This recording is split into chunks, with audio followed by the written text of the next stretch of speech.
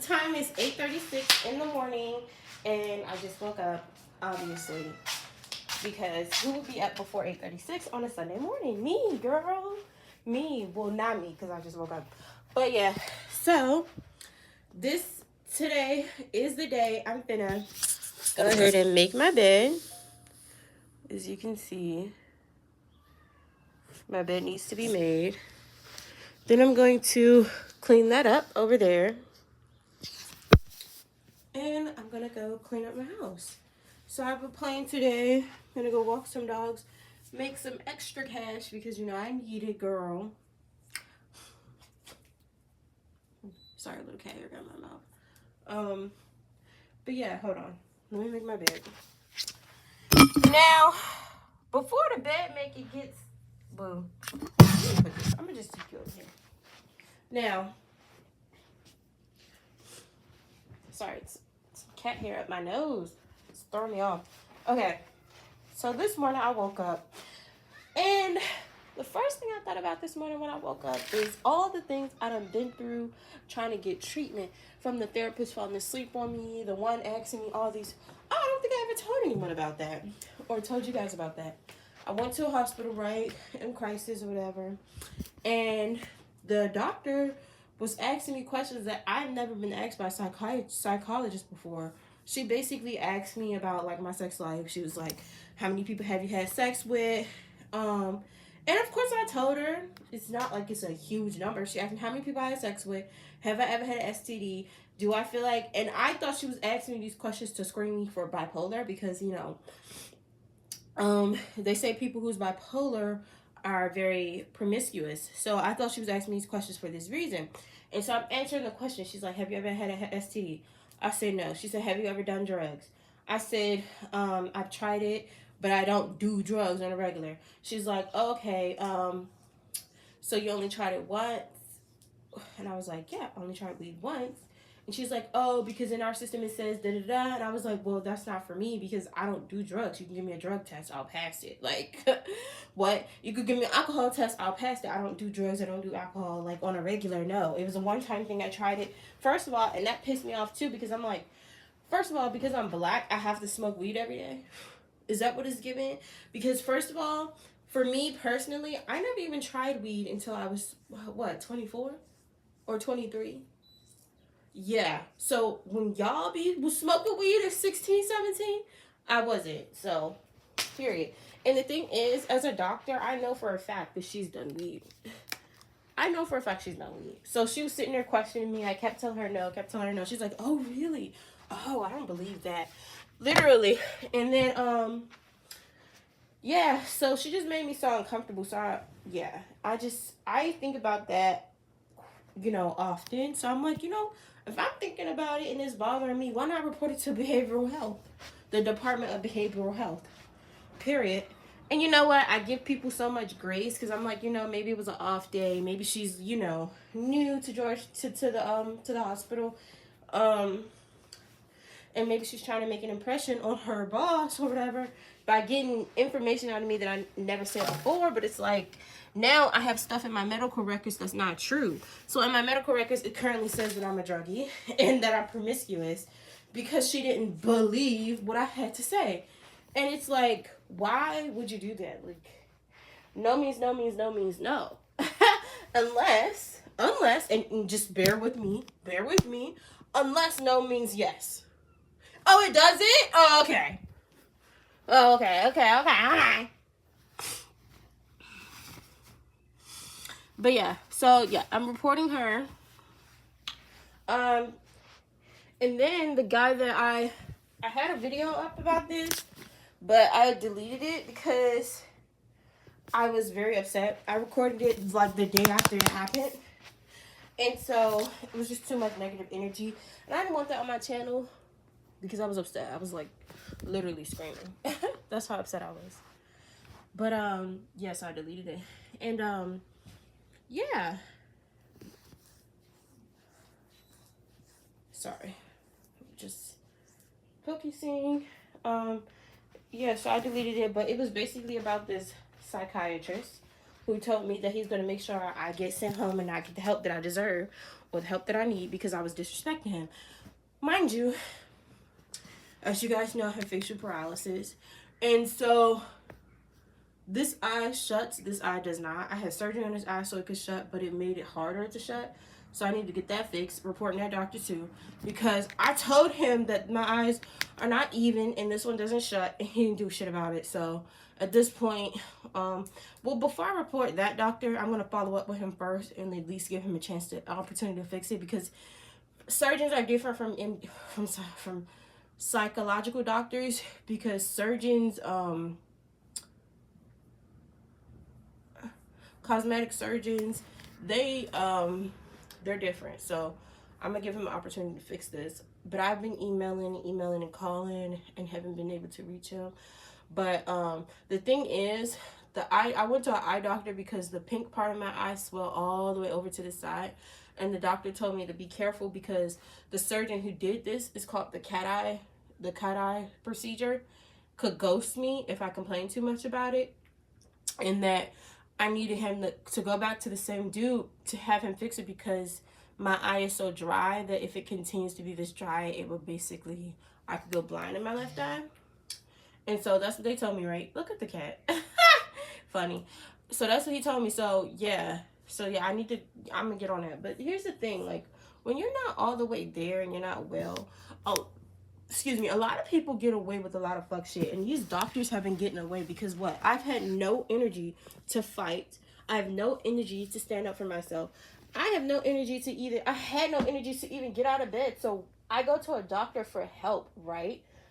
And then I'm so mentally fucked at the time that, like, anything that went wrong, I'm just like, okay, whatever. Let me just find a new doctor.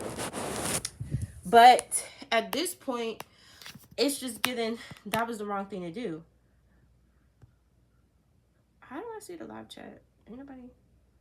No, I guess nobody's talking. Okay, I'm tripping. But anyways, yeah, so, like, I was so mentally thrown off that, like, the only thing I could have done in that time was to report that doctor, report these doctors. And I didn't report anything. I didn't, because, like, I was just drained mentally. But you know what? Now I'm not as drained. Now I'm not as vulnerable. Yes, I still have my situation. Yes, I still have stuff that I'm taking care of. Yes, I still have But now I have a little bit more energy to come back and be like, hey, yeah, maybe it was a year ago, but I was so effed up a year ago that I didn't have the opportunity to really chin check you for this. So now I'm going to go to the Board of Behavioral Health and chin check you, and you. Because at the end of the day, every doctor that I had been to, I had told them about the previous hardship, and they all said, oh, I would never do anything like that. That's ridiculous. I'm sorry you had to deal with that. I would never do that. I would never do that. I would never do that. But then they did it, or did something equally as egregious in my mind. So when I report these doctors to the Board of Behavioral Health, it's just to have it, since they like to type and push it on the patient's records, I want to type and put something on your record. And, if nothing happens from it, if they just get like a warning, that's pretty much fine with me. Whatever the Board of Behavioral Health wants to do, I'm cool with that. But my thing is, I was cool with being gracious and not saying anything at some point. Like, that's kind of how I looked at it. But I didn't have the energy to confront the situation. But now it's like, but they're still seeing other patients, though. That's like what my brain is saying. Like, they're still seeing other patients. They still have to, work with other people in situations like this. And if they keep making the same mistake and I didn't say anything, now I have a guilty conscience. Because, yes, I'm strong and I'm still here. Or I'm resilient because, strength ain't, I'm not really one of those who's like, oh, I'm big, bad, strong. No, I'm resilient and I'm still here. But, like, what if someone is just at their wits' end? And what if this is the straw that breaks the camel back? You know what I mean? Mental health is a dangerous thing to be, a dangerous field to be in. And you're sitting here violating people, like, to this nature. So, like, I gotta do my due diligence and make sure I report everything I experience with these doctors. Not necessarily saying that they're terrible doctors and they should never do this again, and you know what I mean? Because we're human at the end of the day. And but that's me, again, extending grace and being gracious. And all 2023, But you know what? I would want someone to extend grace to me. But you know what's crazy? As black women, I feel like, as a dark skinned black woman, I feel like I'm expected to extend grace to other people, but it's never given to me. But that's, you know, that's neither here nor there. Because look at this cat. Look at this cat. Look, he's so cute. So yeah, I have to take that TV and put it back in my living room. Look at my paintings. Just making my bed, as you can see. He's so cute. Look. Moonlight. Moonlight. But yeah. Aside from that, that's just what my plan is today. Is report them motherfucking doctors, because at the end of the day, that's the best thing for me to do. Excuse me. Thank you. If you have a cat, does your cat ever get on the bed when you're making the bed? Like, that's so irritating. And then he like burrows under all the covers and stuff. It's cute, but it's also like, sometimes I'm trying to be quick and just like make my bed real quick, and then he's just like in the way, and it's like, bro, move. And he's just like, bro, no. But like, yeah, that's pretty much how my mornings go with this cat. I'm trying to make my bed, and he's like, yeah, but why you gotta make the bed though? But anyways, yeah. So today I'm just gonna be walking dogs. I have a story time coming, though. It's pretty much just about like, well, you know what? I'm not gonna tell you what it's about. I'm gonna surprise you. And look at the cat. Excuse the trash on my floor. I was eating in my room yesterday. Look at my bed. I need a bigger bed. This is a queen size bed. Moonlight's bye. This is a queen size bed, and I want a California king bed where 10,000 miles apart. And he's like, girl, thick, period. Yeah. Oh, okay. So yeah, I actually got these from Ross or whatever. These are great. I got these because I have ants. And like, my building doesn't take it seriously when I'm like, hey, I have an ant infestation. Can you please send Terminator? I mean, what the fuck? Not Terminator. What is the word I'm looking for? Girl, I guess it's Terminator for today. I'm like, can you please send Terminator? And they're like, yeah, ants. So yeah, I had to do this because, yeah. But yeah, I should have always done this, honestly. This should have been the first purchase when I moved out for the first time, is these little things, because not only do they keep out the ants, but they keep the cereal fresh. And you know, this is gonna sound bizarre, but I didn't realize like cereal could go stale. And so I think I've been eating stale cereal all my life. And like, now that I have this and it keeps the cereal fresh, I'm like, yeah, now I know what fresh cereal tastes like.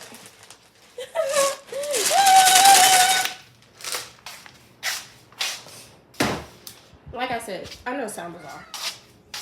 Moonlight, give me a second. So Moonlight's just pressing me to feed him. He's like, yeah, it's early in the morning, but where's the food? Why am I still like not fed? He's like, your only responsibility is to feed me each and every day.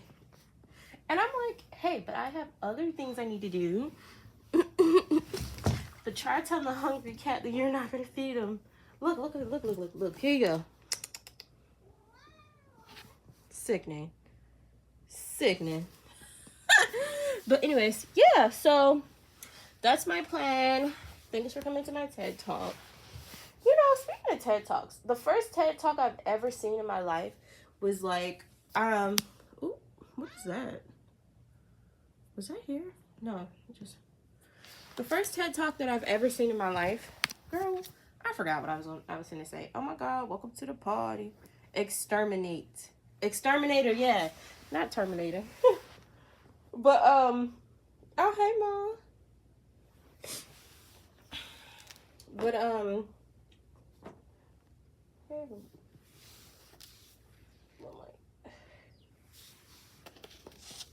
nobody knows. So this book is super good. Nobody Knows the Trouble I've Seen. The Emotional Lives of Black Women. And I feel like this book low-key touches on some of the stuff I've been talking about as far as like, what is this on it though?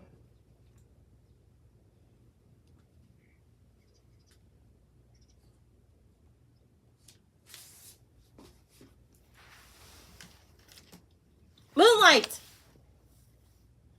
Relax.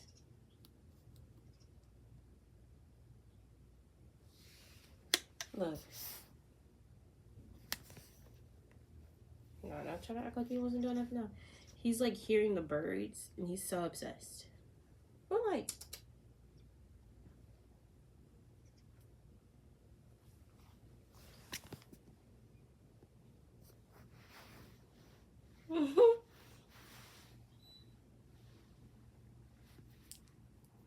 Nobody knows.